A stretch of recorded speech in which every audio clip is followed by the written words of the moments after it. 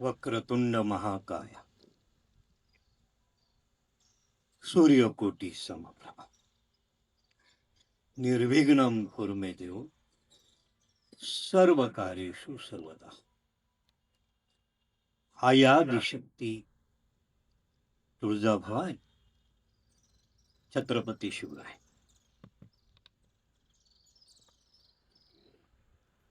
शतकोत्सव सुवर्ण महोत्सवी वर्षांमध्ये प्रवेश केलेल्या इचलकरंजी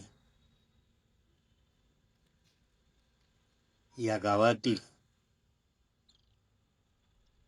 आपटे वाचन मंदिर या महाराष्ट्रातीलच नव्हे तर देशातील एका गौरवशाली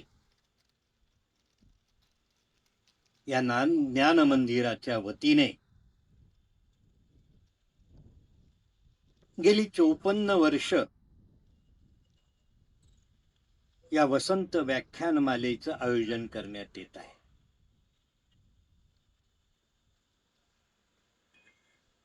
या व्याख्यानमालेमध्ये येऊन आपले विचार मांडण्याची संधी प्राप्त होणं हे प्रत्येक विचारवंतासाठी एक भाग्याची गोष्ट असते. 250-300 वर्षांचा एक वैभवशाली आणि गौरवशाली इतिहास असणाऱ्या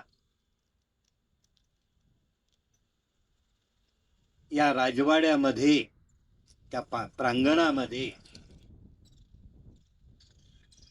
मला ही संधी प्राप्त होते हे खरं तर मी माझं भाग्य समजतो. आपल्या या संस्थेच्या अध्यक्षा सुषमाताई दातार, आपल्या संस्थेचे उपाध्यक्ष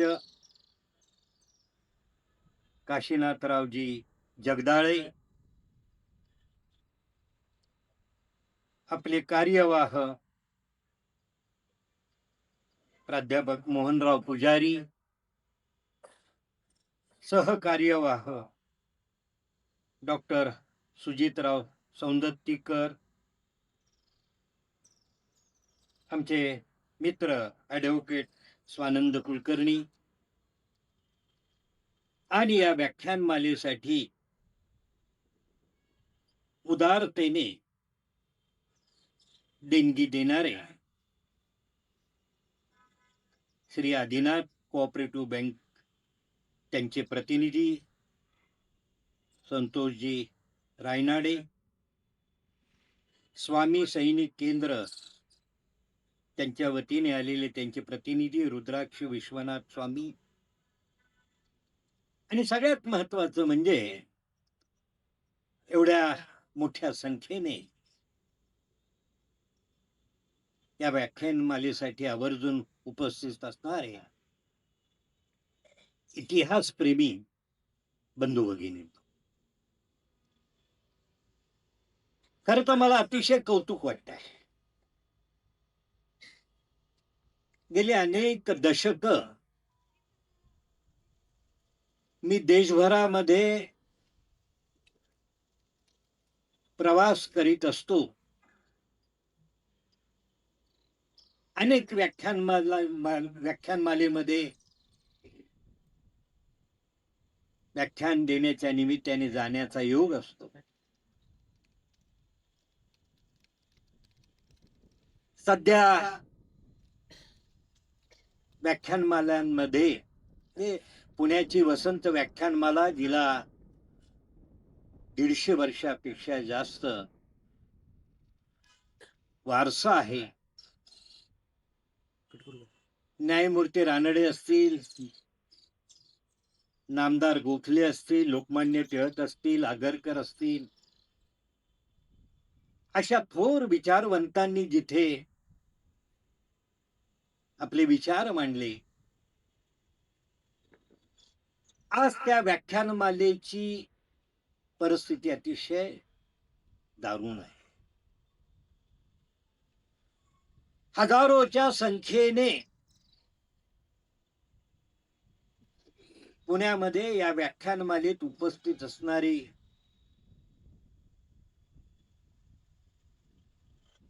विचार ऐकायला आलेली मंडळी यांचा आज वानवा दिसतोय. आणि अशा पार्श्वभूमीवर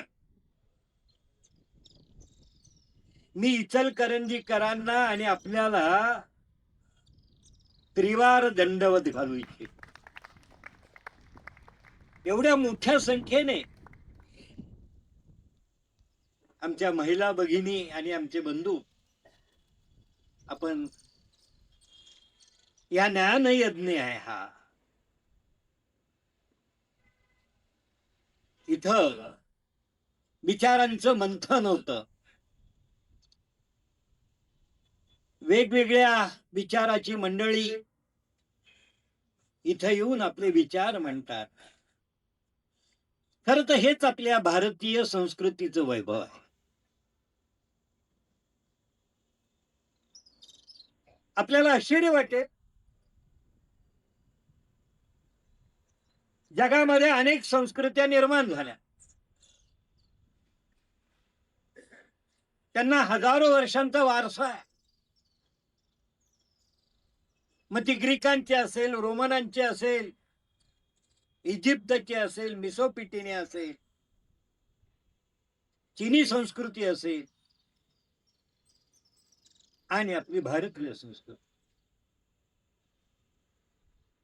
परंतु आज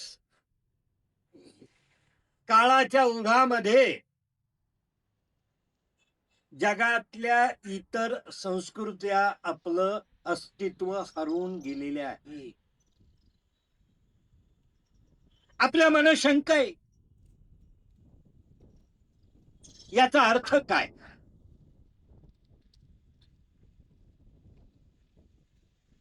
आपण बघा, इजिप्तमध्ये 3000 वर्षांपूर्वीच्या त्या संस्कृतीने निर्माण केलेले पिरॅमिड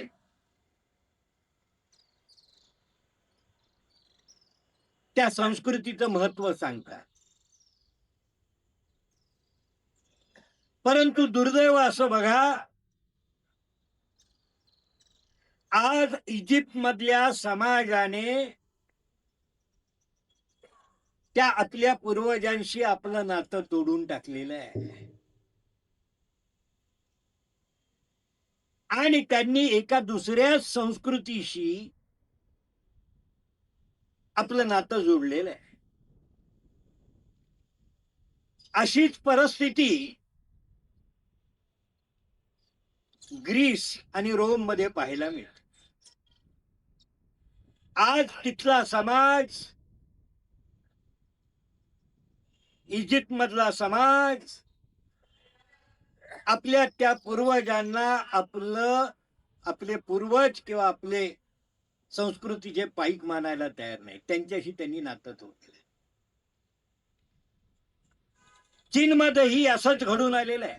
साम्यवादी नवी विचारधारा निर्माण झाली आणि त्यांनी त्या संस्कृतीशी नातं. नुकतंच काही वर्षांपूर्वी अफगाणिस्तानमध्ये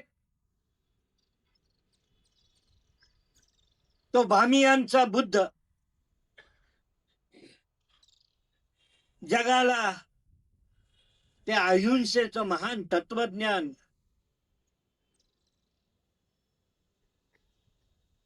तिथे सांगण्याचा प्रयत्न करतो. परंतु काही वर्षांपूर्वी त्या तालिबानी संस्कृतीने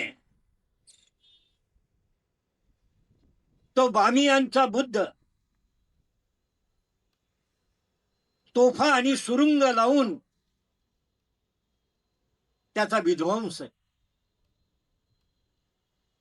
हे संपूर्ण जगभरात आपल्याला पाहायला मिळत आहे. आज जगभरामधली एकही संस्कृती मूळ विचाराने आपलं अस्तित्व दाखवत नाही, सांगत. आणि अशा पार्श्वभूमीवर जगामध्ये एकमेव भारतीय संस्कृती आहे की जी आपल्या पूर्वजांचा वारसा सांगत प्रभावित आहे.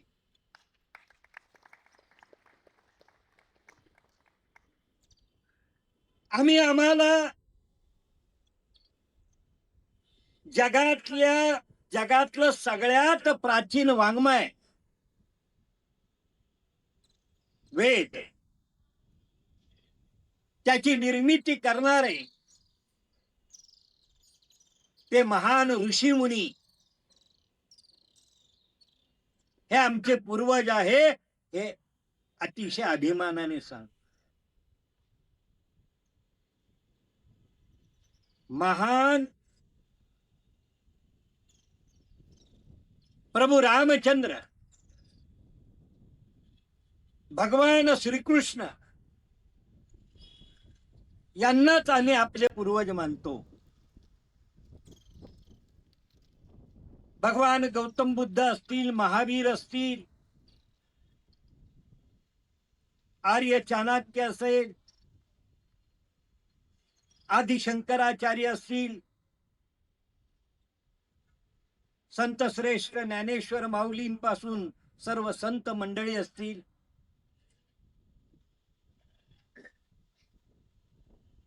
तुकोबार असतील, गुरु नानक असतील, यांच्या विचारधारेने आपण प्रभावित झालेलो आहोत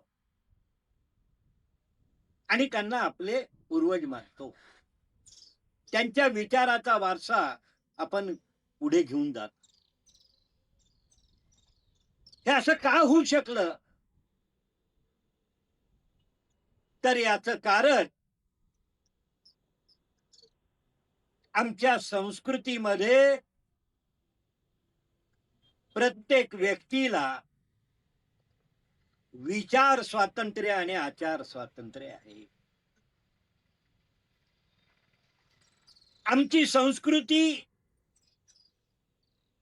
एका व्यक्तीने निर्माण केलेली नाही ना, ही संस्कृती एका ग्रंथावर अवलंबून आहे. यदा यदा ही धर्मस्य ग्लानिर्भवति भारत, संस्कृतीला ज्या ज्या वेळेस ग्लानी येते त्या वेळेस एक प्रबोधनकार, एक विचारवंत तो संस्कृतीला नवा विचार देतो. जसा नदीचा प्रवाह वाहता राहिल्यामुळे त्याच्या शुद्धीकरणाची प्रक्रिया सातत्याने चालू असते, तशी आमच्या संस्कृतीच्या शुद्धीकरणाची प्रक्रिया हजारो वर्ष चालत आलेली आहे. ईश्वर मानणारा हिंदू चार्वाका सारखा ईश्वर न मानणारा नास्तिक चार्वाक हाही महर्षी आहे, कारण की ते त्या काळाची गरज होती. अशी ही संस्कृती आहे आणि म्हणूनच ती जगाच्या आकर्षणाचा केंद्रबिंदू. आणि याच आकर्षणातून आपल्या देशावर, आपल्या संस्कृतीवर अनेक आघात, आक्रमण झाली. इसवी सन पूर्व 250 अलेक्झांडर आला, शक आले, हून आले, कुशाण आले, परंतु आम्ही त्यांना आपल्यात सामावून घेत. परंतु नंतर आलेल्या या आक्रमकांनी आमच्या संस्कृतीच्या मूळ गाभ्यावर आघात, आणि ती संस्कृती नष्ट करण्याचा प्रयत्न. इथं अफगाण आले, इराणी आले, तुर्क आले, ग्रीक आले, रोमन आले, शक आले, कुशाण आले, पोर्तुगीज आले, फ्रेंच आले, डच आले, इंग्रज. आणि त्यांच्या आघातापासून मोठा संघर्ष करून या संस्कृतीचं रक्षण करण्याचाही प्रयत्न झालेला आहे. अशी पार्श्वभूमी आहे. हळूहळू ही आक्रमण तीव्र झाली.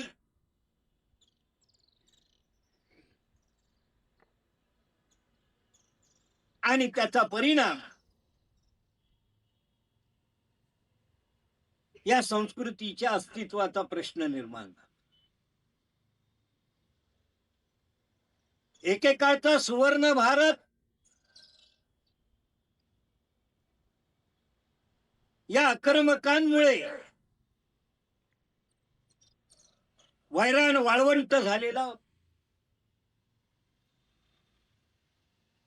जिथे सोन्याचा धूर निघत होता,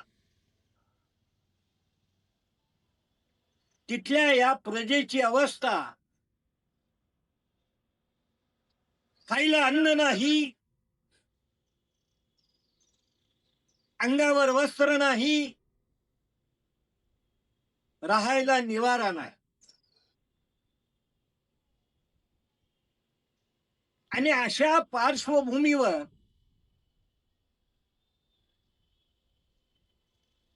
इथे छत्रपती शिवाजी महाराजांचा उदय झाला.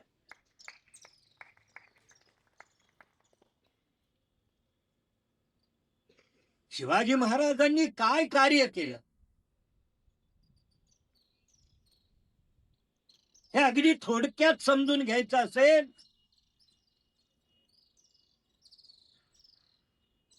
तर अनेक शतक आपलं राष्ट्र, आपली संस्कृती, आपला धर्म आणि आपला समाज गुलामीमध्ये असताना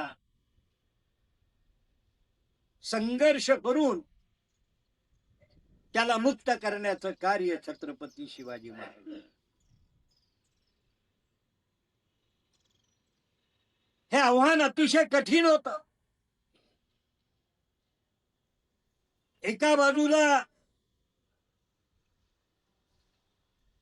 प्रचंड लष्करी शक्ती होत्या, क्रूर आणि रानटीपणा त्यांच्याकडे होता.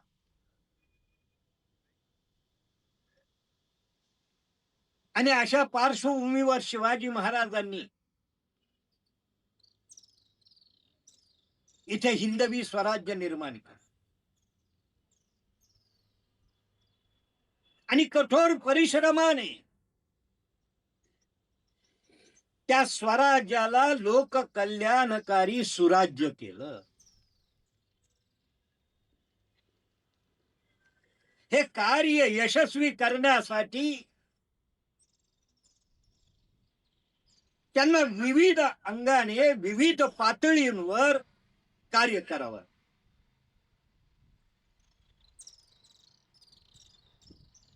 एका बाजूला प्रचंड लष्कर आहे, साधन सामुग्री आहे, मनुष्यबळ आहे, पैसा आहे, आणि यापैकी काही नसतानाही शिवाजी महाराजांनी हा लढा यशस्वी केला.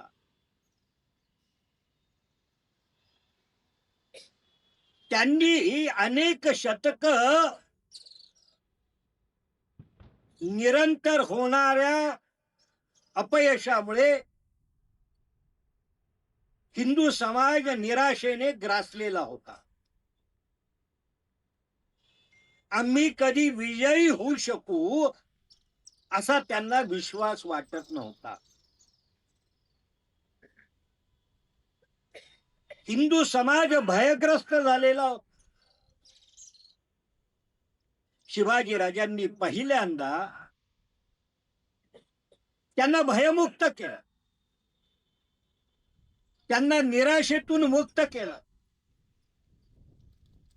अन्याय अत्याचार करणारा कितीही शक्तिशाली असो, त्याच्याशी संघर्ष करणं आणि माझ्या राष्ट्राचं, धर्माचं, समाजाचं, संस्कृतीचं रक्षण करणं हे माझं आद्य कर्तव्य आहे, ही जाणीव समाजामध्ये निर्माण केली. आणि समाजाला संघर्षासाठी उभं केलं, एक लोकलढा उभा केला.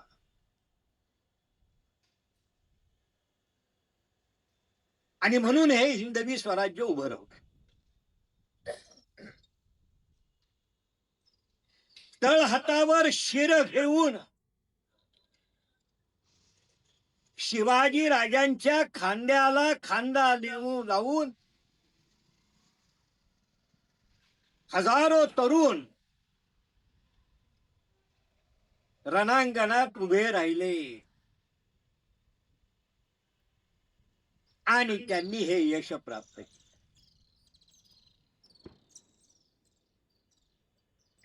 या देशाची निराशा समाप्त झाली. शिवाजी राजांचा जो संघर्ष होता तो विषम होता, तरी देखील शिवाजी राजांनी केलेला संघर्ष आपल्याला माहिती आहे.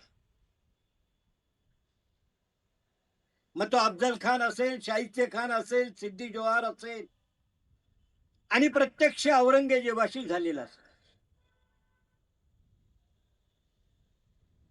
शिवाजी महाराजांच्या पश्चात दिल्लीपती औरंगजेबाला वाटलं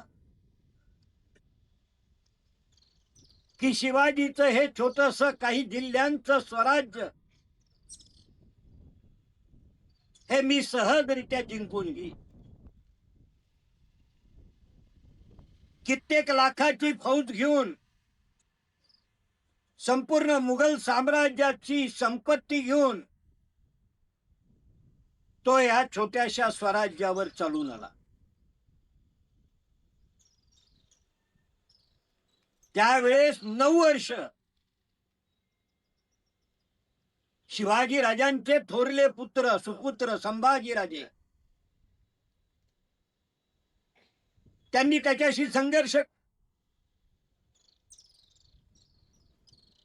औरंगजेबाने मराठी राज्याच्या सर्व शत्रूंना मराठ्यांच्या विरोधात उभं केलं होतं. इंग्रज, फ्रेंच, डच, पोर्तुगीज, जंजिरेकर,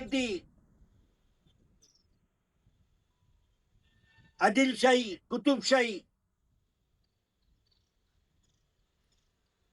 परंतु संभाजी राजांनी त्यांच्याशी यशस्वी लढा दिला. युद्धामध्ये आपण विजयी होऊ शकत नाही हे लक्षात आल्यानंतर औरंगजेबाने कपट नीतीचा अवलंब केला आणि विश्वासघाताने संभाजी राजांना कैद केलं. त्यांची निर्घृण हत्या केली. जर तुला जीवन दान हवे असेल तर तुला माझा इस्लाम स्वीकारावा लागेल.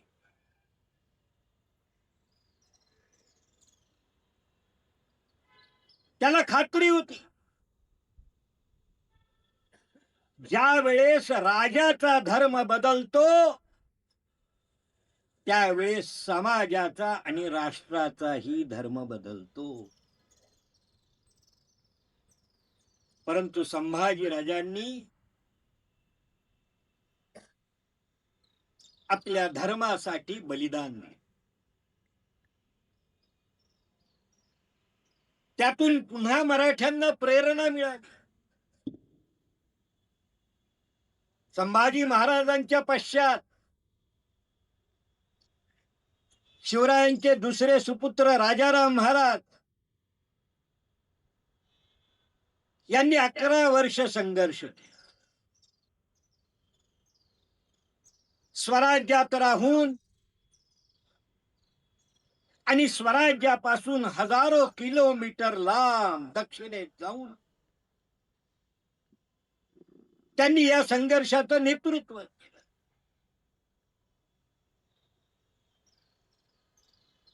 आणि या काळात अनेक तरुण उदयाला आलेले. कवी अशी कल्पना म्हणतात, गवताला भाले फुटले. गावागावामध्ये घराघरामध्ये हिंदवी स्वराज्याच्या रक्षणासाठी युवा पिढी सतर्क झाली. तो संघर्ष अतिशय दैदिप्यमान. जगाच्या इतिहासामध्ये स्वतःच्या स्वातंत्र्यासाठी औरंगजेबासारख्या जगातल्या सगळ्यात बलाढ्य शत्रूशी महाराष्ट्राने आणि इथं असणाऱ्या आपल्या पूर्वजांनी केलेला संघर्ष आदर्श आहे. प्रेरणादायी आहे. बघा किती तरुण त्यातून निर्माण झाले. ही एक वेगळी प्रेरणा होती. अगदी तुम्हाला उदाहरणच द्यायची झाली, तानाजी मालुसरे ही गोष्ट सांगत नाहीये, त्या मागचा विचार सांगायचा प्रयत्न.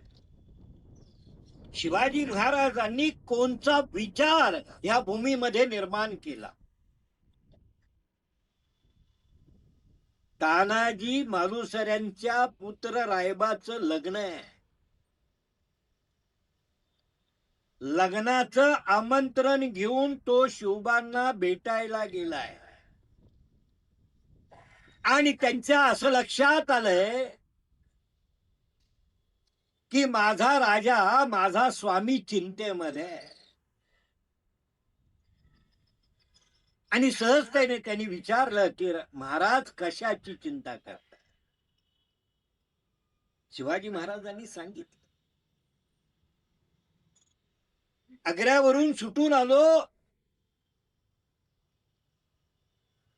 मुघलांना पुरंदरच्या तहात 23 किल्ले दिलेले, त्यामध्ये कोंडाण्यासारखा 12 मावळाचं द्वार हृदय. हे किल्ले जोपर्यंत स्वराज्यात पुन्हा येत नाही, कोंडाणा येत नाही, तोपर्यंत स्वराज्य धोक्यात आहे. आणि म्हणून मी विचार करतोय कोंडाणा घ्यायला कधी जावं. हे ऐकल्याबरोबर तानाजी उभा राहिला. हा तानाजी जिवंत असताना आपण का बरं जावं. शिवाजी राजे त्याची समजूत घालतायत, तुझ्या मुलाचं लग्न आहे, घरातलं सगळ्यात मोठं कार्य आहे. आणि अशा वेळेस तानाजी मालुसरे उत्तर देतात, आधी लगीन कोंडाण्याचं मग वाया. लक्षात ठेवा, किती सोपं वाक्य आहे, पण त्या वाक्यामध्ये हिंदवी स्वराज्याचं तत्वज्ञान आहे.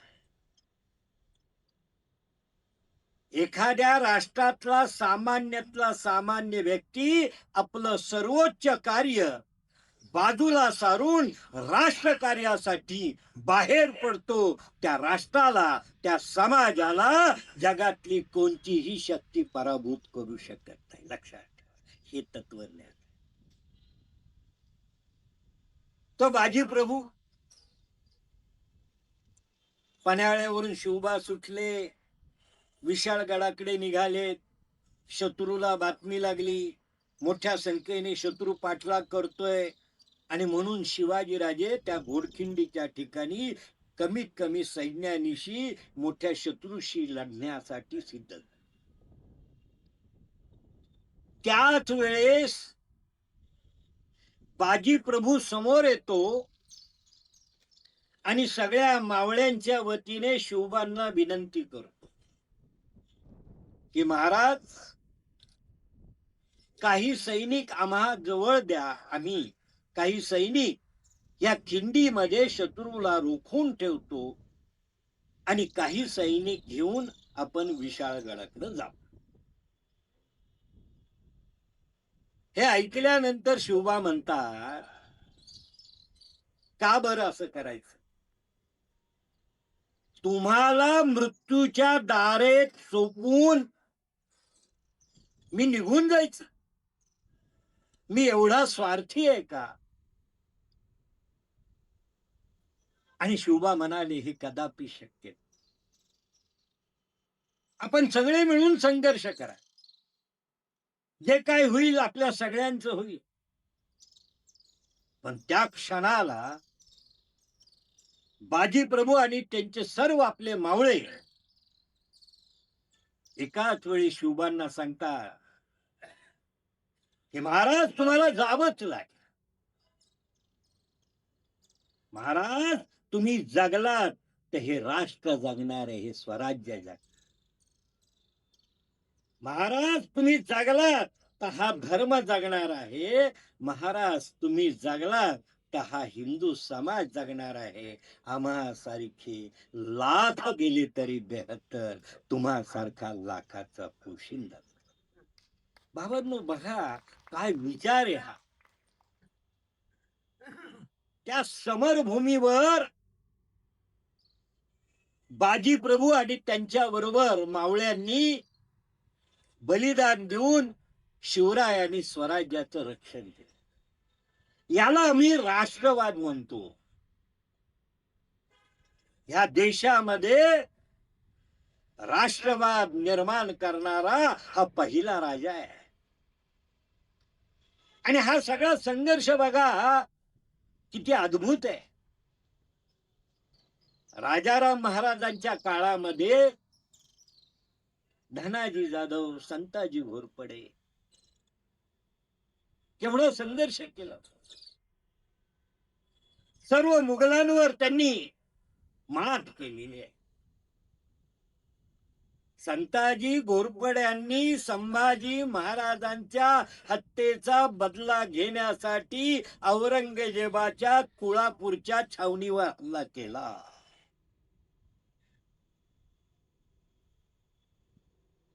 त्यावेळेस औरंगजेबाच्या छावणीवर अचानक केलेल्या हल्ल्यामध्ये औरंगजेब मारला जाणार, त्याचा तंबू हल्ला केला, त्याच्या कानाती कापल्या. परंतु औरंगजेब इतका चलाक होता, तो एका रात्री 4 तंबूमध्ये आपला प्रवास करत होता. काही घंटे इथं, नंतर काही. त्याचा कुणावर विश्वास नव्हता आणि त्यामुळे तो वाचला. औरंगजेब वाचला हे लक्षात आल्यानंतर संताजी घोरपड्यांनी औरंगजेबाच्या त्या तंबूचे सोन्याचे कळस आणले. काय पराक्रम आहे बघा. असा संताजी घोरपडे सरसेनापती होते. त्याच्यावरही विश्वासघात. नागोजी मान्यांनी कारखेलमध्ये त्या सीतामाईच्या डोंगरात 50 मावळ्यांनीशी, सहकार्यांनीशी संताजी घोरपडे प्रवास करत असताना त्यांच्यावर हल्ला करून त्यांची निर्घुण हत्या केली. संताजी घोरपड्यांनी आपल्या बरोबर अनेक निधड्या छातीचे तरुण जमवले होते. त्यामध्ये एक तरुण होता, त्याचं नाव होतं नारोम महादेव जोशी. कोकणामधील संगमेश्वरच्या परिसरातील गाव आणि त्या गावातील नारो महादेव नावाचा तरुण आपलं जीवन घडवण्यासाठी देशावर आला.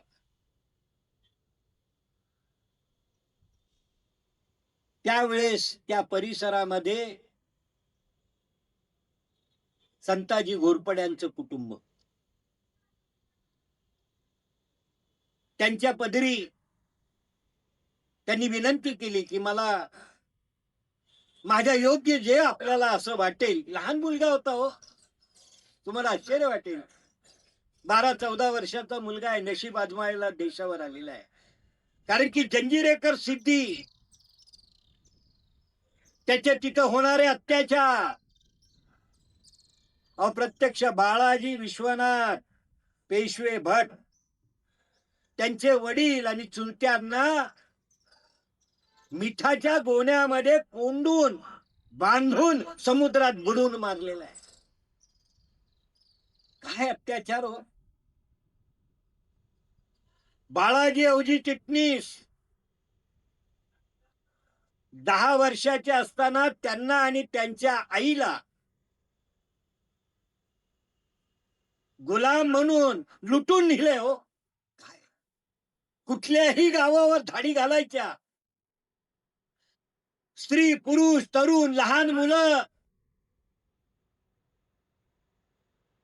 त्यांना ताब्यात घ्यायचं, त्यांना गुलाम करायचं आणि भर बाजारामध्ये जनावरांसारखं विकून टाकायचं. बाळाजी अवजी चिटणीस आणि त्याच्या आईला राजापूरच्या बंदरामध्ये लिलावामध्ये विकलं जात होतं. कर्मधर्म संयोगाने बाळाजी अवजी चिटणीसांचा मामा, त्याच्या लक्षात आलं, तो तिथं आला त्याच्या, परंतु उघडरित्या बोलायची परिस्थिती नव्हती, म्हणून स्वतःच्या सख्या बहिणीला आणि भाच्याला त्या बाजारामध्ये विकत घेतलं. काय ह्या देशाची अवस्था आहे. आणि म्हणूनच हा नारो महादेव कंटाळला होता की ह्या कोकणात राहायचं नाही मला. मी शिवाजी राजाच्या त्या भूमीमध्ये, त्या राजाराम महाराज संभाजी महाराजांच्या त्या स्वराज्याच्या भूमीत जाईल आणि त्या स्वराज्यासाठी काहीतरी धडपड कर. आणि मग संताजी घोरपड्यांच्या पदरी राहिलेला हा मुलगा स्वतःच्या कर्तृत्वाने नावारूपाला कौतुकाला पात्र. पडेल ते का ब्राह्मण असल्यामुळे पहिल्यांदा देवघराची पूजा, देवाची पूजा करणं, नित्य धार्मिक विधी करणं करता करता त्याचं चातुर्य लक्षात आलं आणि त्याला हळूहळू महत्वाच्या जबाबदाऱ्या देत गेल्या. कारकुनी केली, कारभारी म्हणून काम पाहिलं आणि अशा पद्धतीने हे नारोपंत नाव लौकिक आला. राजाराम महाराजांचा काळ होता. पुढे 1700 मध्ये 3 मार्च 1700 राजाराम महाराज फक्त वयाच्या 29व्या वर्षी त्या प्रचंड दगदगीने, त्या 8 वर्ष जिंजीच्या वेड्यात होते. जगाच्या इतिहासामध्ये एका किल्ल्यावर 1000 लोक आहेत आणि 1,00,000 लोक वेढा देऊन आहेत. एक दिवस नाही, 1 वर्ष नाही, 8 वर्ष वेढा होता. आणि तो वेढा उठवण्याचा प्रयत्न अनेक सरदार करत होते, संताजी धनाजी. त्यावेळेस हा संताजी रावांबरोबर हा नारो महादेव सामील होत. आता तो तलवार गाजवायला लागला, तलवार गाजवायला लागलेला, पराक्रम. एका बाजूला मुत्सद्दीगिरी आणि एका बाजूला तलवारगिरी. आणि अशा पद्धतीने हा नारो महादेव हळूहळू घोरपड्यांच्या पदरी राहून नावलौकिकाला गेला.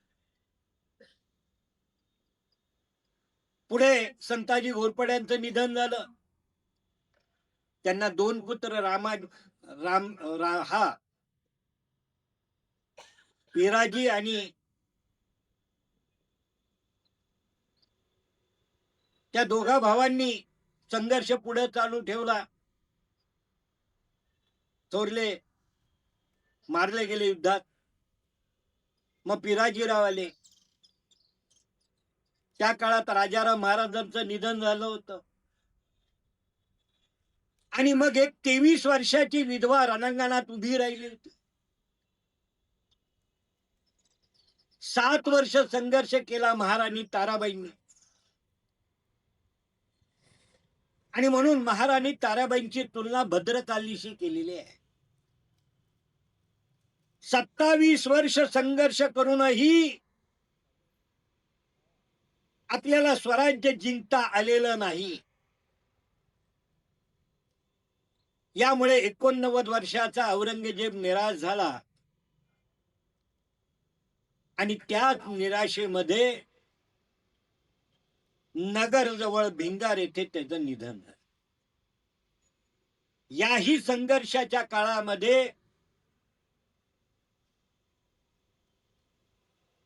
घोरपडे घराण्याने आणि त्यांच्या बरोबर या नारो महादेवांनी पराक्रम गाजवायला. मग पुढे 20 फेब्रुवारी 1707 औरंगजेबाचं निधन.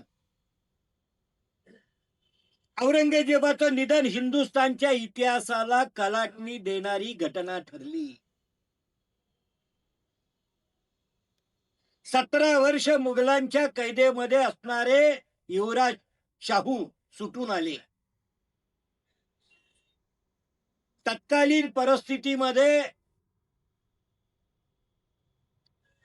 महाराणी ताराबाई आणि शाहू यांच्यामध्ये सत्ता संघर्ष झाला. या संघर्षाच्या काळामध्ये पहिल्यांदा घोरपडे घराणं राणोजीराव आणि पिलाजीराव हे ताराबाईंकडे होते. पुढे पन्हाळ्यावर राज्यक्रांती झाली आणि संभाजी राजाराम महाराजांच्या दुसऱ्या बाई त्यांच्या पत्नीचा पुत्र संभाजी आणि पहिला ताराबाईंचे पुत्र शिवाजी. पन्हाळ्यामध्ये राज्यक्रांती झाली आणि त्यांनी ताराबाईला कैद करून त्यांचे पुत्र शिवाजी यांना कैदेत. ही गोष्ट खरं तर अनेक जणांना आवडली आणि म्हणून तत्कालीन परिस्थितीत नाईलाज होता. त्यावेळेस जो संघर्षाचा ताराबाईंचा औरंगजेबा विरुद्धचा जो संघर्षाचा कालखंड होता किंवा त्यानंतरच्या काळामध्ये हे नारो महादेव एवढे नावलौकिकाला पोहोचले की पुढं शाहू आणि ताराबाई यांच्यामध्ये दोन स्वतंत्र राज्य झाली, एक करवीर आणि एक सातारा. त्यावेळेस ताराबाईंनी पन्हाळ्यावर जे करवीर कोल्हापूर संस्थानची स्थापना केली त्याचं सचिव पद हे नारो महादेव यांना प्राप्त झालं. बघा, एक अगदी लहान मुलगा देशावर येतो, पडेल ते काम करता करता एवढ्या नावलौकिकाला जातो की एका अष्टप्रधानातलं सचिव पद छत्रपतींचं त्याला प्राप्त. मोठी कामगिरी केली, नावलौकिक प्राप्त झाला. त्यामुळे त्यांना कोल्हापूर करवीर संस्थानाकडून अनेक इनाम आणि जहागिरी प्राप्त झाल्या. आता पुढच्या काळामध्ये शाहू महाराज आणि ताराबाईंच्या पश्चात संभाजीराजाशी त्यांचा संघर्ष. आणि या काळामध्ये संभाजीराजांवर ते संभाजीराजा आणि शाहू यांच्यामध्ये झालेल्या संघर्षामध्ये बाळाजी विश्वनाथ शाहू महाराजांच्या वतीने संभाजीराजांविरुद्धच्या संघर्षामध्ये कोल्हापूर भागामध्ये आले होते. पन्हाळ्याला झालेला संघर्ष या भागात. आणि त्यावेळेस त्यांचा आणि नारो महादेव यांचा परिचय झाला. दोघही कोकणातले, एकाच भागातले कोकणस्थ. आणि त्यातून बाळाजी विश्वनाथांनी, त्यावेळेस त्यांनी दिल्ली विजय मिळवलेला होता 1719. बाळाजी विश्वनाथांनी दिल्लीवर स्वारी करून दिल्लीमध्ये बादशाह बदलला. दिल्ली जिंकून घेतली 1719 मध्ये. आणि स्वराज्य, चौथाई आणि सरदेशमुखीच्या सनदा मिळवल्या. आणि 30 वर्ष मुघलांच्या कैदेमध्ये असणाऱ्या महाराणी येसूबाई संभाजीराजांच्या पत्नीची सुटका करून त्यांना वाजत गाजत राजधानी साताऱ्यापर्यंत आणलेलं होतं. असे बाळाजी विश्वनाथ तेही आपलं जीवन, आपलं आयुष्य घडवण्यासाठी देशावर आले होते. धनाजी जाधवांच्या पदरी राहिलेले होते. दोघही समदुःखी आहेत बघा. एक संताजी घोरपड्यांच्या पदरी राहिला आणि दुसरा धनाजी जाधवांच्या पदरी. त्यानेही तसंच कर्तृत्व दाखवलं. आणि शाहू महाराजांना छत्रपती पद प्राप्त करण्यासाठी मोलाचं योगदान दिलं. म्हणून शाहू छत्रपतींनी बाळाजी विश्वनाथांना शाहू छत्रपतींच्या मराठी राज्याचं पेशवेपद बहाल केलं. तसंच नारोपंतांना कोल्हापूरच्या गादीचं सचिवपद प्राप्त झालं. तर त्यावेळेस बाळाजी विश्वनाथ इथं आले. त्यांची एकमेकाशी चांगली ओळख झाली. आणि बाळाजी विश्वनाथांनी आपली कन्या, बाळाजी विश्वनाथांना 4 अपत्य होती. बाजीराव, चिमाजी, भिऊबाई आणि अनुबाई. अनुबाई सगळ्यात लहान. भिऊबाई बाबूजी नाईक बारामतीकर यांचे धाकटे बंधू आबाजी, त्यांना भिऊबाई दिली होती. तीही सावकार होती. ते घराणं, बाबूजी नाईकाचं घराणं सावकारांचं. त्यानंतर बघा, पेशव्यांचे सगळे संबंध सावकारांशी आहेत. काशीबाई चास्कर जोशांची, त्यानंतर चिमाजी अप्पांची पहिली ओंकारांची आणि दुसरी पेठ्यांची. पेठे सावकार होते. परंतु हे घराणं मात्र सावकार नव्हतं, परंतु कर्तृत्वान. त्या नारोपंतांचा मुलगा व्यंकटराव याचं लक्ष बाळाजी विश्वनाथांकडे त्या व्यंकटरावाचं लक्ष वेधलं गेलं. तरुण, अगदी लहान मुलगा होता, तरतरीत होता. व्यंकटाच्या नवसाने झालेला, म्हणून व्यंकट ठेवलं होतं. आणि मग बाळाजी विश्वनाथांना त्या मुलाच्या मनात ठसला होता. पुढे 1700 बघा, बाळाजी विश्वनाथांनी शाहूंना ही गोष्ट सांगितली. शाहूंना ती अतिशय आवडली. आणि त्याच वेळेस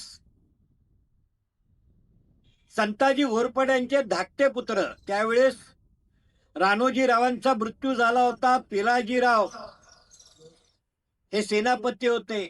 त्यांचा आणि करवीरकरांमध्ये काही वाद निर्माण झाला. आणि नाराज होऊन पिलाजीराव हे त्यावेळेस शाहूंच्या पदरी आले. पिराजीराव आल्यामुळे त्यावेळेस नारोपंत देखील शाहू महाराजांकडे जोडले गेले होते.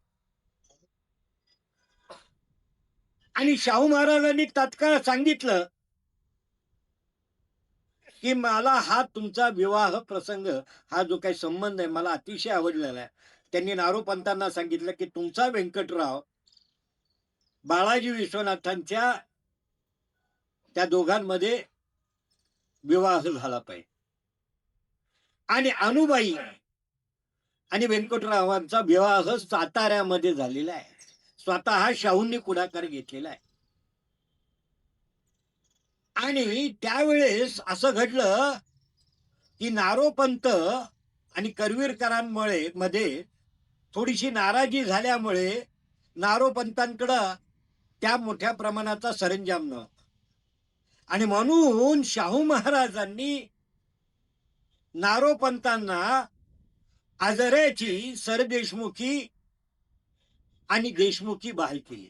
म्हणजे आता नारोपंत जसे करवीरकरांचे मनसबदार आहेत तसे सातारकर छत्रपतींचेही मनसबदार. काळ गेलेला आहे, पुढे तुम्हाला कल्पना आहे की इतिहास विस्तृत आहे. आणि मग पुढच्या काळामध्ये संभाजीराजे आणि शाहू महाराजांमध्ये मोठं युद्ध झालं. त्यावेळेस शाहूंच्या सैन्याने संभाजीचा, बाळाजी विश्वनाथांनी संभाजीचा पराभव केला. सगळं कुटुंब त्यावेळेस शाहू महाराजांच्या ताब्यात. त्यांना साताऱ्याला घेऊन गेल्यात आलं. परंतु शाहू दयाळू होते. त्यांनी संभाजीराजांना सांगितलं की तू का माझ्याशी सारखं वैरत्व घेतो? मी तुला कित्येक वेळा सांगितलं की आपण दोघं जण स्वतंत्र काम करू आणि आपल्या स्वराज्याचा विस्तार करू, साम्राज्य करू. तुला हवं तिकडं तू जा. तरी देखील तू पुन्हा पुन्हा मला आक्रमण करतोय. शेवटी त्या युद्धामध्ये शाहूंचा विजय झाला. तरी देखील दयाबुद्धीने शाहू महाराजांनी वारणेचा तह केला आणि त्यांनी संभाजीराजांना संपूर्ण दक्षिण भारत बहाल केलं. आणि शाहू महाराजांनी सांगितलं की मुघलांसारख्या बलाढ्य शत्रूशी संघर्ष करून मी हिंदवी साम्राज्याचा विस्तार करतो. अशा पद्धतीने विभाजन झालं. परंतु दुर्दैवाने करवीरकरांना फार मोठे यश प्राप्त झालं नाही. आणि मग त्यावेळेस या नारोपंतांचं कुटुंब व्यंकटराव, अनुबाई, त्यांच्या पत्नी गंगाबाई या सगळ्यांना कैद झालेली होती.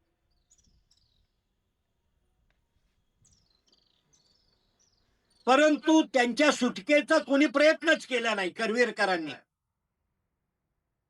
की आपले कारभाऱ्यांना कैद झालेली आहे, त्यांची सुटका करणं तहानंतर आपलं कर्तव्य आहे. परंतु त्यांनी त्याच्याकडे दुर्लक्ष केलं. आणि म्हणून बाळाजी विश्वनाथांचं निधन झालं होतं. बाजीराव पेशव्यांनी आपल्या बहिणीच्या, मेहुण्यांच्या आणि त्यांच्या सासऱ्याच्या सुटकेसाठी 10,000 रुपयाची खंडणी भरली. आपल्या मेहुण्याची सुटका केली. आणि मग ते कुटुंब साताऱ्यामध्ये आणि पुण्यामध्ये राहिला. बाळाजी विश्वनाथांच्या निधनानंतर राधाबाई, तिच्या लक्षात आलं की आता माझ्या मुलीला माझ्या आश्रयाची गरज आहे. म्हणून अनुबाई, व्यंकटराव, त्यावेळेस नारोपंतांचं निधन झालं होतं आणि व्यंकटराव आणि अनुबाई हे पुण्यामध्ये राहू लागले. आणि पुण्यामध्ये त्यांच्यासाठी मोठा वाडा बांधला गेला. त्यांना काही इनाम दिली गेली. बाजीराव, चिमाजी अप्पा या दोघा भावांनी आपल्या या धाकट्या, आर्थिकदृष्ट्या दुर्बळ असलेल्या बहिणीची पाठराखण केलेली आहे. अनेक गावं इनाम दिलेली आहे. त्याचे पुरावे पेशवे दप्तरावर. आणि मग आता हे कुटुंब करवीरकरांकडून पेशव्यांच्या पदरी आलेलं आहे. आणि मग त्यानंतरच्या काळामध्ये वेगवेगळ्या युद्धांमध्ये व्यंकटरावांनी केलेली कामगिरी, ज्यावेळेस बाजीराव पेशवे माळवा, बुंदेलखंडामध्ये आक्रमण करून गेले, या प्रत्येक लढायांमध्ये व्यंकटराव, बाजीराव आणि चिमाजी अप्पांबरोबर आहे. चिमाजी अप्पांनी माळव्यावर आक्रमण केलं. गिरधर बहादर आणि दया बहादर हे मुघलांचे सुभेदार होते. त्यांनी त्या माळव्यामध्ये अत्यंत अत्याचार केले होते. म्हणून माळव्यातल्या प्रजेने नंदलाल मंडलोई त्यांनी बाजीराव पेशवे आणि चिमाजी अप्पांना विनंती केली की ह्या मुघलांच्या तावडीतून आणि ह्या गिरधर बहादर, दया बहादर अन्यायकारी सुभेदारांच्या तावडीतून आमच्या माळव्याची मुक्तता करा. आणि म्हणून चिमाजी अप्पा माळव्यात उतरले. धारजवळ मोठं युद्ध झालं. त्यामध्ये गिरधर बहादर आणि दया बहादर मारले गेले. चिमाजी अप्पांचा मोठा विजय झाला. त्यावेळेस त्यांचे मेहुणे व्यंकटराव त्यांच्या बरोबर. त्यानंतर ज्या वेळेस माळव्यामध्ये हे युद्ध चालू होतं त्याच वेळेस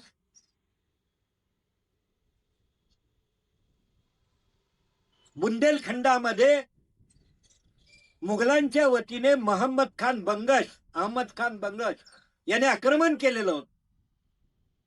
आणि छत्रसाल बुंदेले त्यावेळेस वृद्ध झालेले होते. आपल्याला तो इतिहास माहिती आहे की छत्रसाल बुंदेले यांचे वडील चंपतलाल बुंदेला जो औरंगजेबाबरोबर दक्षिणेत आलेला असताना अचानक औरंगजेबाने चंपतलाल बुंदेला यांना सांगितलं की तू इस्लाम धर्म स्वीकार कर, जसा संभाजीराजांवर प्रयत्न केला. चंपतलाल बुंदेलांनी नकार दिला म्हणून औरंगजेबाने त्यांची हत्या केली. माझ्या वडिलांनी मुघलाईच्या रक्षणासाठी आपलं रक्त सांडलं, परंतु औरंगजेबाने माझ्याच वडिलांची हत्या केली. म्हणून त्याचा बदला घेण्यासाठी हा छत्रसाल बुंदेला महाराष्ट्रात शिवाजी महाराजांकडे आला. शिवाजी महाराजांनी सांगितलं की अरे, तुला माझं सेनापती करायला मला निश्चित आवडेल, मोठा सरदार करायला, परंतु माझी तुला अशी प्रेरणा आहे की तू तुझ्या बुंदेलखंडात जा. ज्याप्रमाणे मी इथं स्वराज्य उभं केलं तसं तू शत्रूशी संघर्ष करून बुंदेलखंड मुक्त कर. आणि त्यावेळेस छत्रसाल बुंदेलखंडात गेला आणि तिथं त्यांनी मुघलांशी संघर्ष करून आपलं राज्य मुक्त केलं. अनेक वर्ष झाली होती. तो वृद्ध झाला होता आणि त्याच्या राज्यावर मुघलांच्या वतीने अहमद खान बंगशाने आक्रमण केलं. अख्खं राज्य जिंकून घेतलेले, राजधानी राहिलेली नाही. महाराणा प्रतापासारखा छत्रसाल बुंदेला रानोमाळ भटकतोय. आणि त्यावेळेस त्याला शिवाजी महाराजांच्या वचनाची आठवण झाली. शिवाजी महाराजांनी सांगितलं होतं, ज्या वेळेस तुझ्यावर संकट येईल आम्हाला तू हाक दे, आम्ही तुझ्या मदतीला येऊ. आणि मग छत्रसाल बुंदेल्याने शाहू महाराज आणि बाजीराव पेशव्यांना विनंती पत्र, त्या महाभारतातली जी कथा आहे हत्तीची त्या कथेप्रमाणे. आणि मग बाजीराव पेशवे बुंदेलखंडात उतरले. नुकतेच माळव्याचं युद्ध संपलेलं होतं. आणि मग इंदोरमध्ये होळकर, उज्जैनमध्ये शिंदे, धारमध्ये पवार या 3 सरदारांची स्थापना होऊन स्थिर स्थावर झालेलं होतं. आणि मग मराठ्यांचं सैन्य बाजीरावांच्या नेतृत्वाखाली, बाजीराव अगोदरच उतरलेले होते, त्यावेळेस राहिलेलं काही मराठ्यांचं सैन्य बुंदेलखंडात गेलं. त्यामध्ये व्यंकटराव घोरपडे होते. आता घोरपडे हे बघा, मी मजेशीर सांगायची गोष्ट राहिली, हे जोशी घराणं स्वामी निष्ठेमुळे, कारण की ते कारभारी झाले, कुठेही गेले तर हे कारभारी कुणाचे? घोरपड्यांचे कारभारी. घोरपडे आले त्यांच्या रूपाने. हळूहळू त्यांना घोरपडे संबोधायला लागले. आणि मग त्यांनाही अभिमान वाटला की आम्ही आमची स्वामी निष्ठा म्हणून घोरपडे नाव धारण केलं. आपल्याला कौतुक वाटेल, अनेक चितपावन घराण्यांनी मराठ्यांची नावं धारण केली. आपल्याला आश्चर्य वाटेल किती लोकांना माहिती आहे.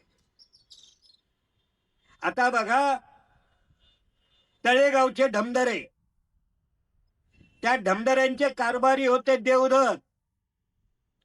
त्या देवधरांना देखील असं ढमढऱ्यांचे कारभारी, ढमढरे आले आणि म्हणून देवधर घराण्याने आपलं नाव ढमढरे केलं.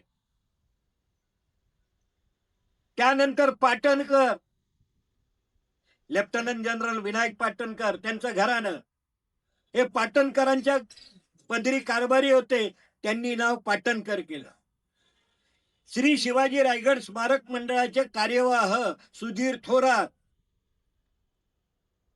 ते थोरातांच्या पदरी होते, त्यांचं आडनाव गाडगीळ, ते झाले थोरात.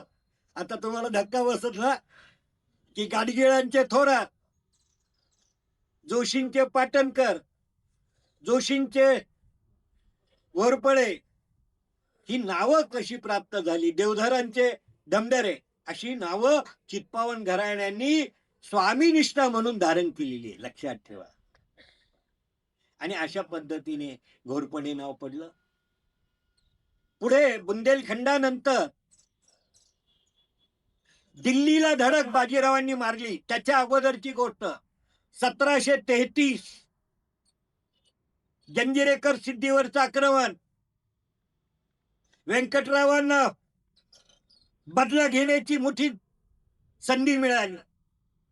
1733च्या ऑगस्ट महिन्यामध्ये, आपल्याला माहित नाही सहसा, 1689 मध्ये रायगड किल्ला मुघलांच्या ताब्यात गेला. जुल्फिकार खानाने जिंकून घेतला.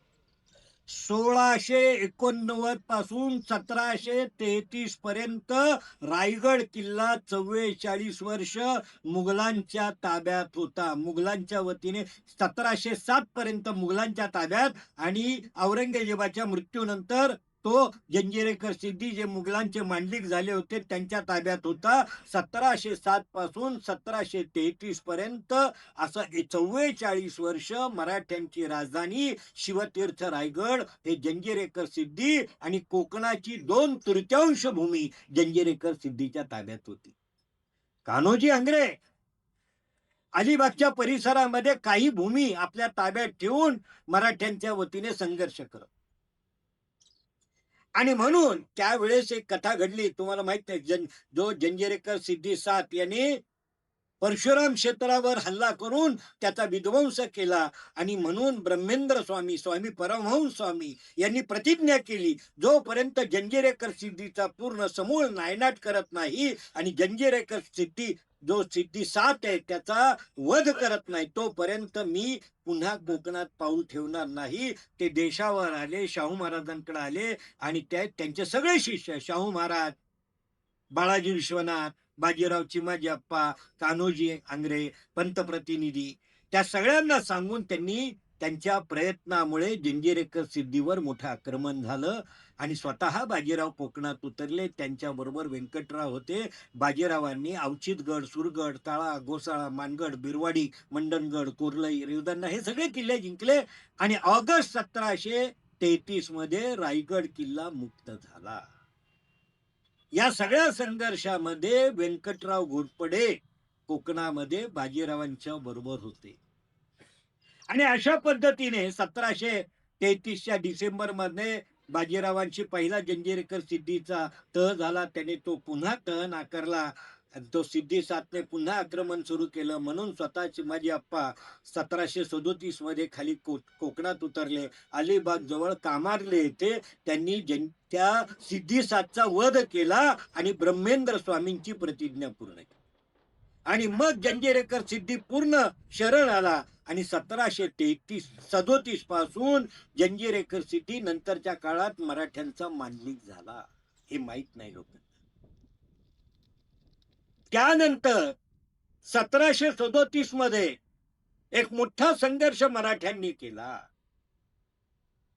पोर्तुगीज 1509 मध्ये वास्को दी गामा गोव्यामध्ये आणि त्या केरळामध्ये आला. व्यापाराचं निमित्त केलं, इथं परवानग्या मिळवल्या, हळूहळू सत्ता केली आणि त्यांनी संपूर्ण पश्चिम किनारपट्टीवर पोर्तुगीजांनी मोठं राज्य. काय बघा या देशात. आता बघा, गुजरातच्या सीमेपासून, दीव दमण पासून मुंबई ठाण्यापर्यंत, साष्टीपर्यंत त्याला उत्तर फिरंगाण, आणि गोव्यातल्या राज्याला दक्षिण फिरंगाण, आणि रेवदंड चौल, कोर्लई ह्या भागाला मध्य फिरंगाण असं म्हटलं जातं. ते कॅथॉलिक होते, प्रचंड धर्मांध होते. त्यांनी त्या ख्रिश्चन धर्माच्या प्रसारार्थ केलेले अत्याचार, ज्यांना सेंट झेवियर म्हणतात, त्या सेंट झेवियरने ज्यांनी ख्रिश्चन धर्म स्वीकारला नाही म्हणून एका वेळेस 100 लोकांना जिवंत जाळलेले आहे. पुरावे आहे. हे आपले नाही, प्रत्यक्ष पोर्तुगीजांचे अस्सल पुरावे आहे. आणि म्हणूनच या पोर्तुगीजांच्या ताब्यातून हिंदूंची मुक्तता करण्यासाठी शिवाजी महाराजांनी संघर्ष केला. स्वतः संभाजी महाराज गोव्यावर चालून गेले, प्रत्यक्ष साष्टी बारदेश जिंकून घेतला आणि कोणत्याही क्षणी ती मांडवी नदी पार करून गोव्या बेटात जायचं. परंतु दुर्दैवाने नैसर्गिक आक्रमण झालं, पूर आला मांडवी नदीला. संभाजीराजांना त्यावेळेस त्या जे मांडवी नदी पार करून चालले होते त्यांना माघारी फिरावं लागलं. आणि त्याच वेळेस मुघलांचं कल्याण भिवंडीवर आक्रमण झालं आणि म्हणून संभाजी महाराजांना गोव्यावरची मोहीम अर्धवट सोडून परत महाराष्ट्रात येणं भाग पडलं. परंतु पोर्तुगीजांचा बचाव झाला. त्यांचे अत्याचार चालूच होते. त्या अत्याचारापासून आमची मुक्तता करा अशी हिंदू प्रजा सांगत होती. आणि म्हणून शाहू महाराजांनी बाजीराव पेशव्यांना सांगितलं, बाजीराव पेशवे माळवा आणि बुंदेलखंडामधल्या संघर्षात होते म्हणून बाजीरावांनी आपले धाकटे चिरंजीव चिमाजी अप्पा यांच्या नेतृत्वाखाली पोर्तुगीजांविरुद्ध वसईची मोहीम आखली. 27 मार्च 1737 चिमाजी अप्पांच्या नेतृत्वाखाली. मी हे का सांगतो, कारण की माझे पूर्वज त्यात होते. पहिल्याच दिवशी ठाण्याचा किल्ला जो जेल आहे तो माझ्याच पूर्वजांनी होनाजी बलकवड्यांनी जिंकून घेतला 27 मार्च 1737. आणि त्या दिवसापासून हा जो काही संघर्ष झाला, अनेक किल्ले होते, ठाणे, वेसावा, तांदुळवाडी, कालदुर्ग, ठाणे कोटमनोर, बदलापार्डी, गोरक्षगड, सिद्धगड, माहीमचा कोट, केळवे माहीम, भवनगड, आशेरीचा किल्ला, अशीरगड, आशेरीचा किल्ला, हे सगळे किल्ले जिंकत जिंकत शेवटी मराठ्यांना 2.5 वर्ष हा संघर्ष करावा लागला. आणि वसईचा किल्ला 15 मे 1739 या दिवशी मुक्त. या 2.5 वर्षाचा संघर्ष हा अतिशय कठीण होता, कारण की पोर्तुगीज आधुनिक शत्रू होतो.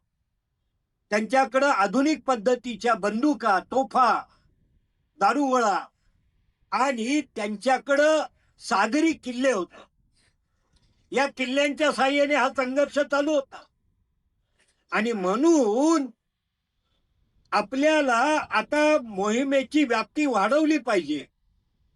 म्हणून बाजीराव पेशवे आणि चिमाजी अप्पा यांनी व्यंकटराव घोरपड्यांना सांगितलं की तुम्ही गोव्यावर चालून जा. आणि वसईच्या मोहिमेतून 1738 मध्ये व्यंकटराव घोरपडे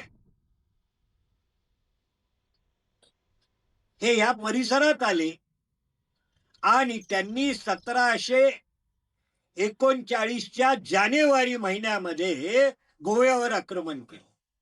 जे एकाच वेळेस उत्तर फिरंगा, ठाण्यापासून दीव दमण आणि त्याच वेळेस साष्टी, बारदेश आणि गोव्यावर व्यंकटरावांनी आक्रमण केलं. त्याचं नेतृत्व व्यंकटराव घोरपडे करत होते, सेनापती होते. जानेवारी आणि फेब्रुवारी 1739 मध्ये व्यंकटराव घोरपड्यांनी गोव्याचा 2/3 भाग, 70% भाग जिंकून घेतला. संभाजी महाराजांनी बारदेश, साष्टी, मर्दनगड आणि हे लक्षात आल्यानंतर आता व्यंकटराव घोरपडे गोवा बेटात शिरू शकतायत हे लक्षात आल्यानंतर पोर्तुगीजांनी इंग्रज आणि मुघलांच्या मध्यस्थीने शाहू महाराजांची संधान बांधून मराठ्यांशी तह केला, ते शरण आले, त्याला वसईचा तह म्हणतात. आणि त्या तहाने ठाण्यापासून वसईपर्यंतची सर्व भूमी मुक्त झाली. आपल्याला आश्चर्य वाटेल, एका पाश्चात्य सत्तेकडून अनेक शतकानंतर मराठ्यांनी ही भूमी मुक्त केली. उत्तर फिरंगान मुक्त झालं, मध्य फिरंगान मुक्त झालं, दक्षिण फिरंगान गोव्याचं राज्य मात्र मुक्त व्हायला स्वातंत्र्यानंतरचा काळ लागला. इथं यांच्या त्या त्यागाचं, बलिदानाचं, पराक्रमाचं आपल्याला महत्व कळून येईल. या देशावरचं परकीयांचं राज्य समूळ उखडून टाकलं आणि त्यामध्ये व्यंकटराव घोरपड्यांचं महत्व, त्यांनी स्वतंत्र. आणि याचं कौतुक, ज्या वेळेस पोर्तुगीजांची तह झाला, व्यंकटराव शाहू महाराजांना भेटायला सातारला गेले. शाहू महाराजांनी त्यांचा फार मोठा सत्कार केला. एवढंच नव्हे तर व्यंकटरावांच्या गौरवास्पद, त्यांच्या त्या गौरवाबद्दल साताऱ्यामध्ये व्यंकटपुरा नावाचा एक पेठ बसवली, व्यंकटपुरा, आणि तिथं व्यंकटरावांना वाडा बांधून दिला. कुणाला माहिती आहे? आणि मग पुढे 1745 मध्ये व्यंकटरावांचं निधन झालं. त्यावेळेस नारायणराव त्यांचे पुत्र लहान होते आणि म्हणून अनुबाईंनी आपल्या मुलाच्या वतीने त्यावेळेस इचलकरंजी संस्थानाचा कारभार आपल्या हातामध्ये घेतलेला आहे. आणि अनुबाई आता कारभारी आहे, आपल्या मुलावर संस्कार करतायत. जसे जिजाऊ आपल्या शिवांना करतायत, तशा अनुबाई ह्या नारायणरावांना सर्व प्रकारचं ज्ञान देत आहेत. कारभाराचे धडे, न्यायदान आणि युद्धाचे धडे देत आहेत. त्याच वेळेस कर्नाटकामध्ये मोठा संघर्ष सुरू झालेला आहे. आपल्याला आश्चर्य वाटे, शिवाजी महाराजांनी म्हणजे पहिल्यांदा पाया शहाजी राजांनी घातला, बंगलोरमध्ये राज्य निर्माण केलं. व्यंकोजी राजांनी तिकडं तंजावरमध्ये राज्य उभं केलं. मग पुढे शिवाजी महाराजांनी 2 दक्षिण दिग्विजय केले, दक्षिणेत मोठं राज्य निर्माण केलं. त्या राज्याचा उपयोग राजाराम महाराजांना झाला. 8 वर्ष राजाराम महाराज जिंजीच्या वेढ्यात राहून त्यांनी स्वराज्याचं नेतृत्व केलं. 1698 मध्ये राजाराम महाराज जिंजीच्या वेढ्यातून सुटून स्वराज्यात आले. 1700 साली मृत्यू पावले आणि राजाराम महाराजांच्या पश्चात संपूर्ण कर्नाटक परत मोगलांनी जिंकून घेतलेलं आहे. औरंगजेबाने विजापूरवर आक्रमण करून अनेक शतकांची आदिलशाही सल्तनत फक्त 1.5 वर्षात जिंकली. अनेक शतकांची कुतुबशाही सल्तनत फक्त 6 महिन्यात जिंकली. आणि संपूर्ण दक्षिण भारत त्यावेळेस मुघलांच्या ताब्यात आहे. त्यांनी 5 सुभेदार नेमले, अर्काट, सावनूर, ते जे 5 सुबे आहेत, अर्काट, सावनूर, शिरा, कडप्पा, कर्नूल, हे 5 सुभेदार दक्षिणेमध्ये औरंगजेबाने नेमले. त्यांनी सगळं मराठ्यांचं दक्षिणेतलं राज्य आणि तिथली जी स्थानिक हिंदू राज्य होती ती देखील जिंकून घेतली. आणि म्हणून शाहू महाराजांनी बाजीरावांना पहिल्यांदा पाठवलेले आहे. आपल्याला उत्तरेत पराक्रम गाजवणारे बाजीराव माहितीये. बाजीरावांनी कर्नाटकामध्ये 2 मोहिमा केलेल्या आहेत, हे आपल्याला माहितीच नाही. आणि कर्नाटकातला निम्मा मुलूक बाजीरावांनी सोडवलेला आहे. आणि त्यावेळेस बाजीरावांच्या बरोबर अनुबाई स्वतः दक्षिणेत गेलेल्या आहे. आपल्या भावाबरोबर आपल्या मुलाला घेऊन गेलेले आहे. कारण की त्यांना कर्नाटकातली, कारण की हा सगळा प्रदेश कर्नाटकाला लागून असल्यामुळे त्यांना त्या भागाची माहिती होती. आणि म्हणूनच त्यानंतर बाजीरावांचं निधन झाल्यानंतर पुन्हा नानासाहेबांनी कर्नाटकामध्ये 4 स्वाऱ्या केल्या. त्या सर्व स्वाऱ्यांमध्ये अनुबाई नारायणरावांबरोबर हजर होत्या. अनेक युद्धामध्ये भाग घेतला. चिकोडी, त्यानंतर गदग, त्यानंतर धारवाड, हा सगळा भाग जिंकण्यामध्ये अनुबाईंनी स्वतः पराक्रम गाजवला. त्यांच्या मुलाने नारायणरावांनी आणि म्हणून त्यावेळेस नानासाहेब पेशव्यांनी धारवाडचा सुभा अनुबाईंना दिलेला आहे. धारवाडचा किल्ला आणि तिथले हर्नूल वगैरे अनेक तिथले परगणे हे त्यावेळेस अनुबाईंच्या ताब्यात. आणि अशा पद्धतीने अनेक युद्धांमध्ये अनुबाई हे नारायणराव घोरपडे भाग घेत आहेत. आपल्याला आश्चर्य वाटेल, पेशवे घराण्यात ज्या मुली झाल्या त्यातली सगळ्यात कर्तृत्ववान अनुबाई होती. आणि सगळ्यात पेशवे घराण्यातली सगळ्यात जास्त आयुष्यमान मिळालेली ही तरुणी आहे. म्हणजे त्यांचा जन्म 1710, त्यांचं निधन 1783 आहे. 10 डिसेंबर 1783 या दिवशी अनुबाईंचं पुण्याजवळ तुळापूर इथं त्यांचं निधन झालं. त्यांच्या प्रित्यर्थ तिथं एक मंदिर बांधलेलं आहे. किती जणांना माहिती आहे? पेशव्यांनी. अनुबाईंनी आपल्या मुलाला बरोबर घेतलं. पुढच्या काळामध्ये त्यांचा मुलाशी संघर्ष झाला, त्याचं वर्तन बदललं, तो दुर्वर्तनी राहिला आणि म्हणून अनुबाईने आपल्या मुलावर कठोर कारवाई केलेली आहे. नातवाला दत्त घेतलं. बघा, आपला मुलगा व्यसनी झालेला आहे, तो दुर्वर्तनी झालेला आहे, हे लक्षात आल्यानंतर या मातेने आपल्या मुलाला राज्यावरून दूर करून नातवाला मांडीवर घेऊन त्याच्या वतीने अनुबाई कारभार पाहतायत. अनेक वर्ष पाहिलेला आहे. पुढच्या काळात हा संघर्ष चालू आहे. ह्या घराण्याने अनेक कामगिरी केलेली आहे. मग नारायणरावांनी व्यंकटराव नावाचा मुलगा दत्तक घेतलेला आहे. अनुबाईंनी त्याला गादीवर बसवलंय. त्याच्यानंतर व्यंकटरावांनी नारायणराव, 3 नारायणराव झाले, तिसऱ्या नारायणरावांना घेतलं आणि अशा पद्धतीने या इचलकरंजी घराण्याने मराठ्यांच्या इतिहासात मोलाचं योगदान. उत्तर काळामध्ये ज्या वेळेस इंग्रजांनी पुण्यावर आक्रमण केलं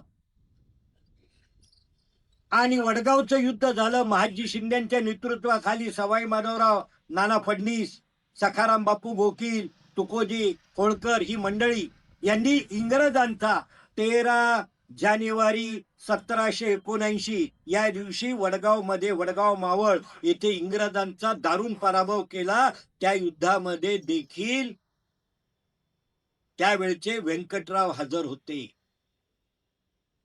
पुढच्या काळामध्ये इंग्रज मराठा युद्ध झालं. या युद्धामध्ये या घोरपडे घराण्याने मराठ्यांच्या वतीने इंग्रजांशी मोठा संघर्ष केलेला आहे. पुढच्या काळामध्ये एक मात्र चूक घडलेली आहे की आपल्याला माहिती आहे, पानिपत मध्ये सदाशिवराव भाऊंचं निधन झालं किंवा ते कुठंच त्यांचं प्रेत मिळालं नाही आणि त्याचा भाऊ त्याचा फायदा घेऊन एक सुखनिदान तोतया जो कनोजी ब्राह्मण होता तो भाऊ म्हणून इथं आला. त्यांनी मोठं बंड केलं, उठाव केला. माधवरावांनी त्याला ताब्यात घेतलं, त्याची चौकशी केली आणि त्या चौकशीमध्ये असं लक्षात आलं की हा एक कनोजी ब्राह्मण सुखनिदान नावाचा आहे. खरं तर त्यावेळेस माधवरावांना सल्ला दिला गेला होता की याला मृत्यूदंड दिला पाहिजे, परंतु माधवराव सौम्य प्रकृतीचे होते. त्यांनी त्याला रत्नागिरीच्या किल्ल्यात कैदेत ठेवलं. पुढे माधवराव मृत्यू पावले, नारायणरावांची हत्या झाली आणि त्या संधीचा फायदा घेऊन हा सुखनिदान तोतया रत्नागिरीच्या किल्ल्यातून बाहेर. काही मंडळींना असं वाटत होतं की हा खराच सदाशिवराव भाऊ आहे. बघा, एवढं घडल्यानंतर आहे आणि त्यांनी इतका उठाव केला, सिंहगड किल्ला ताब्यात घेतला. आपल्याला आश्चर्य वाटेल, तोतयाने अनेक किल्ले मावळातले घेतले आणि मग मात्र बारभाईंनी, नाना फडणीस या सगळ्या मंडळींनी पुन्हा तोतयाला ताब्यात घेणं हे त्याच्यासाठी आव्हान. आणि त्यात रघुनाथराव पेशवा तो इंग्रजांकडे गेला होता, त्याचं ह्या तोतयाला संपूर्ण एक प्रकारचा पाठिंबा होता. आणि मग शेवटी महाजी शिंदे आणि रघोजी आंग्र्यांनी मुंबईजवळ अलिबागजवळ या तोतयाला पकडलं इंग्रजांच्या आश्रयाला जात असताना. आणि मग त्याला नाना फडणवीसांनी पुण्यात आणलं आणि त्याला मृत्यूदंड दिला. पण दरम्यानच्या काळामध्ये अनुबाईंनी या तोतयाची बाजू घेतली आणि याचा परिणाम अनुबाईंचं इचलकरंजी संस्थान जप्त केलं गेलं. आणि मग काही वर्ष हे जप्त होतं. मग त्यांनी सगळ्यांना सांगितलं की बाबा माझ्याकडून झालेली चूक आहे, गैरसमजुतीतून केलं. आणि मग पुढं ते संस्थान पुन्हा आणि अशा पद्धतीने शेवटपर्यंत मराठी राज्याच्या अखेरपर्यंत जो काही शेवटचाही संघर्ष झाला, त्या संघर्षामध्ये या इचलकरंजी घोरपडे घराण्याने फार मोठं कार्य केलेलं आहे. मी आपल्याला काही इचलकरंजी संस्थानासंदर्भातली महत्वाची माहिती आपल्या समोर मी वाचून दाखवतोय कागदपत्रातली, की घोरपड्यांचं संस्थान 1827 साली किती होतं, तर त्यामध्ये 47,156 रुपये 11 आणे 3.5 पाया एवढी त्याची जहागिरी होती. आणि त्यामध्ये काय काय होतं, तर पुण्यामध्ये हडपसरमध्ये त्यांना 70 रुपयाची नेमणूक होती. प्रांत परगणे आजरे 13,000 रुपये, मौजे बिहिरेवाडी 500 रुपये, कसबे मनेराजुरी 3,000, मौजे आदग 2,000, मौजे महापन 1,000, हुनशाळ 1477, मतिवडे गाव 866 आणि सरदेशमुखीचं वतन होतं त्याच्याबद्दल कसबे आळते, कसबे वडगाव, कसबे रुकडी याला 1750 मिळत होते. मौजे लाट इथून त्यांना 4,713 रुपये, मौजे रांगोळी 1698, कसबे इचलकरंजीचा महसूल होता 5,000, मौजे शिरोण 5,000, मौजे शिरदवाड 1250, परगणे गौसे 200, मौजे अर्जुनी 130 रुपये आणि देशमुखी प्रांत मिरज त्याची जी त्यांना वतन होतं त्याच्याबद्दल त्यांना 5,500 रुपये असे एकूण त्यांना 47,156 रुपये एवढी जहागीर 1827 म्हणजे ब्रिटिश अमर सुरू झाल्यानंतर त्यांना प्राप्त होत होती. आणखी काही मनोरंजक माहिती आपल्याला माहिती आहे का, की इचलकरंजी संस्थानाचा इतिहास त्यावेळेस खरे शास्त्रींनी 1913 साली केला. परंतु त्यांना त्यावेळेस पेशवे दप्तर उपलब्ध नव्हतं. त्यामुळे त्याच्या या पुस्तकाला काही मर्यादा होत्या. त्यानंतर अनेक कागदपत्र नव्याने आज उपलब्ध झालेली आहेत की ज्याच्या आधारे या घराण्याच्या इतिहासावर नवा प्रकाश पडू शकेल. आता बघा, इचलकरंजी संस्थानाची 1875 सालची मी खानेसुमारी सांगतो. इचलकरंजी संस्थानची 1875 मध्ये 1855 आपला 56-57 मध्ये 1856-57 त्यावेळची खानेसुमारी पुरुष त्यावेळेस होते 30,027, स्त्रिया नाही त्या संस्थानाची बरं का, पुरुष 30,027, स्त्रिया 29,303, त्यामध्ये मराठी भाषिक होते 49,503, मग कानडी भाषिक 9,646. बघा त्यावेळेचं प्रमाण, 49,503 मराठी भाषिक, कानडी भाषिक होते 9,646 आणि इतर भाषेचे 184 लोक होते. इचलकरंजी संस्थानामध्ये हिंदू 53,040, जैन 3,844, मुसलमान 2,264, ख्रिश्चन 182. इचलकरंजी संस्थानामध्ये एकूण त्याचा शेतसारा होता त्यावेळेचा 75,453. क्षेत्रफळ होतं 416 चौरस मैल. इचलकरंजी संस्थानच्या पश्चिमेला आजरा तालुका, इचलकरंजी संस्थानच्या पश्चिमेला कोल्हापूर आणि नैऋत्येला आजरा तालुका. इचलकरंजी संस्थानामध्ये सरकारी गावं 60 आणि काही इनाम गावं होती वेगवेगळ्या व्यक्तींना वगैरे, अशा 18 एकूण 78 गावं होती. इचलकरंजी गावाची शहराची लोकसंख्या 9,281 आणि संस्थानातली जी महत्वाची गावं होती, आजरा त्याची लोकसंख्या होती 4,208, आरग 3,938, मानेराजुरी 3,602, लाट 3,401, कसबा उत्तूर 3,097, शिरडोन 2,346. इचलकरंजी हे छोटं शहर असून त्याच्यामध्ये हे पंचगंगेच्या काठावर आहे. त्यानंतर इथं त्यावेळेस एक इंग्रजी मराठी शाळा होती. त्यामध्ये 86 मुलं शिकत होती. 1856-57 मध्ये 86 मुलं शिकत होती. इचलकरंजीमध्ये गावासाठी संस्थाने पवनचक्की करून पाणी आणण्याचा प्रयत्न केलेला होता. कोल्हापूर ते इचलकरंजी चांगला बांधलेला रस्ता केलेला होता. हे संस्थान भारतातील जी इतर संस्थानं त्या संस्थानामध्ये प्रगत संस्थान आणि लोकांचं लोकहितकारी संस्थान म्हणून भारतात प्रसिद्ध होतं. इचलकरंजी संस्थान जरी छोटं असलं तरी भारतामध्ये एक आदर्श पद्धतीने लोकांना सुख देणार राज्य निर्माण करणारं संस्थान म्हणून त्याची कीर्ती होती. या संस्थानामध्ये 1818 पर्यंत 50 प्रकारची नाणी होती.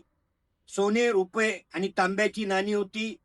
त्या नाण्यामध्ये सोन्याची नाणी अकबरी, शहाजहानी, दिल्ली अशा पद्धतीची सोन्याची नाणी मोहरा होत्या आणि त्याचबरोबर चांदीची नाणी मल्हारशाही, चांदवडी, अर्काटी, उज्जैनी, काशी शिक्का, पीरखानी, हुक्केरी, पन्हाळी अशी 36 प्रकारची चांदीची नाणी वापरली जात होती. परंतु ब्रिटिशांनी 1840 नंतर ही सर्व नाणी बंद केली आणि तिथं त्या ईस्ट इंडिया कंपनीचं नाणं सुरू केलं. पैशामध्ये तांब्याची नाणी, दुधांडी, पन्हाळी, काळे, कंपनी अशा सर्व प्रकारची नाणी त्यावेळेस त्यामध्ये वापरली जात होती. इचलकरंजी संस्थांची त्यावेळेसचा जमिनीचा महसूल होता 98,516. लागवड जमीन होती 114 चौरस मैल 288 एकर. लागवड होण्यासारखी जमीन होती 14 चौरस मैल 563, पण ती पडीक पडलेली होती. आणि जमीन इतर 71 चौरस मैल 441, एकूण 201 चौरस मैल 12 एकर जमीन होती. आता इचलकरंजीची तुम्हाला हे सांगितलं. ब्रिटिश सरकारला इचलकरंजी संस्थानकडून 2,000 रुपये खंडणी त्या काळात देणं भाग पडत होतं.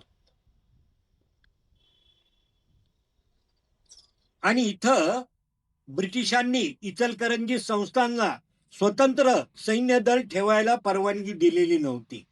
अशा पद्धतीचं एक नवी माहिती मला वाटतं ही आपल्या समोर आलेली नसेल. त्यावेळेसचे मोडक यांनी यावर कोल्हापूर संस्थान आणि कोल्हापूर दक्षिणेतल्या संस्थानांवर एक इतिहास लिहिला होता. त्यामधून मी अभ्यास करून आणि इतर पेशवे दप्तरातल्या खानेसुमेरीच्या आधारे ही माहिती आपल्या समोर देण्याचा प्रयत्न केला. आज माझा या इचलकरंजी संस्थानचे घोरपडे घराण्याने मराठ्यांच्या इतिहासात जे योगदान दिलं त्याबद्दल सांगण्यासाठी मी आज आपल्या समोर इथं आज मला संधी दिली. त्याबद्दल मी आपल्या या सर्व वसंत व्याख्यानमालेचा ऋणी आहे, त्यांच्या संयोजकांचा ऋणी आहे. आणि प्रामुख्याने आज गेली मला वाटतं, मला कल्पना नाही, माझ्याकडे घड्याळाने गेली 1.5-2 तास मी या विषयावर माझे विचार मांडत आहे. हा इतिहास आपल्यासमोर मांडण्याचा प्रयत्न केलेला आहे. यातला बराचसा काही अज्ञात आहे, काही प्रसिद्ध झालेला इतिहास आहे की वावा खऱ्यांच्या त्या ग्रंथामध्ये न आलेला इतिहासही मी आपल्यासमोर मांडायचा प्रयत्न केलेला आहे. आपण शांत चित्ताने ऐकून घेतला त्याबद्दल मी आपला शतशः ऋणी आहे. जय हिंद, जय महाराष्ट्र. धन्यवाद.